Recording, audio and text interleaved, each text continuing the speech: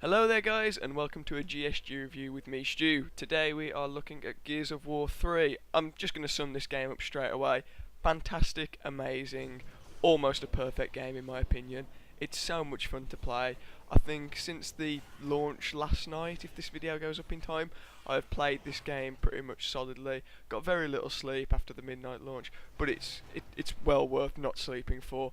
I tell you what, this game is far improved on Gears of War 2, which was a great improvement on Gears of War 1. Epic seem to have this amazing ability to take what's fantastic in a game and what's not great in a game and make the fantastic more fantastic and take out the stuff that doesn't really work.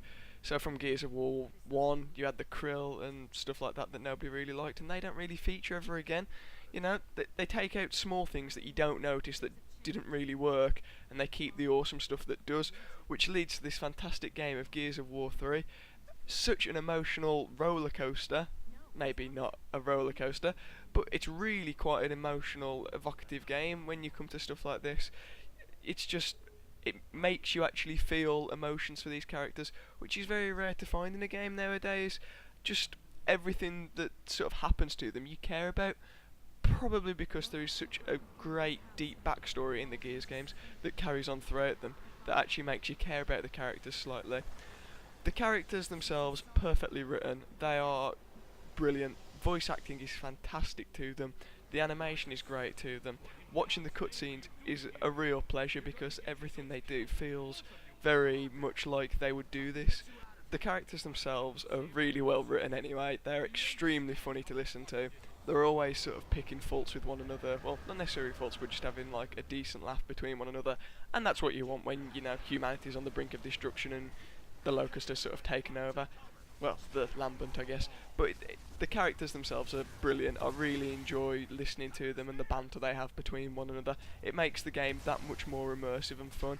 As for immersion, the environment levels are just brilliant. The actual level, the levels themselves look really, really nice, considering it's all on that sort of like next gen, or let's have a washed out look about it. It works so well with this game. I can't explain it apart from the fact that it's washed out and sort of all the colours are sort of, you know, that high definition-y, what you sort of expect from Gears, those greys and browns and whatever. But it works so well. It feels colourful even though there is a lack of colour there, which is quite amazing really to feel. The extra added modes in the game, such as beast mode, are extremely fun to play.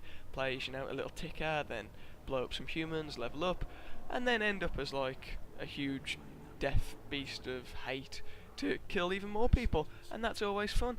You know, there's not really a bad word I can say about this game. I really like it. You know, it's close to a perfect game for me, and I'm not sure what doesn't push it over to a perfect game. The addition to 4-player co-op makes the game even better in my opinion, because now you're not stuck just playing with one of your friends and then other of your friends feeling left out. You can play 4-player campaign co-op, which is brilliant because no one wants to be left out, apart from I guess if you've got 5 friends, and then it becomes a bit of a problem.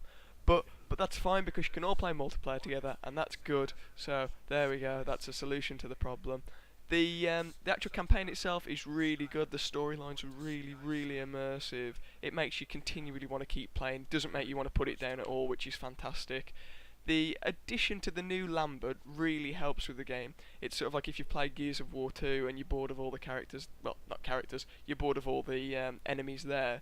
There are now new challenges to face, and some of the new enemies are really annoying, and the mechanics of some of them work really well. Like, you can shoot this one and it'll die, but like its head will be a snake thing that'll follow you around and set stuff on fire, which is really cool.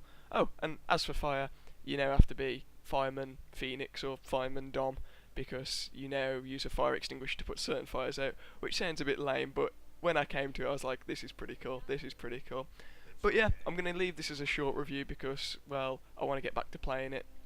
All I can say, it's a great game, great game, well worth a buy. Yeah guys, thanks for watching anyway. Leave some comments down below on what you think, and if you like, subscribe, it helps you stay in touch. Thanks a lot guys.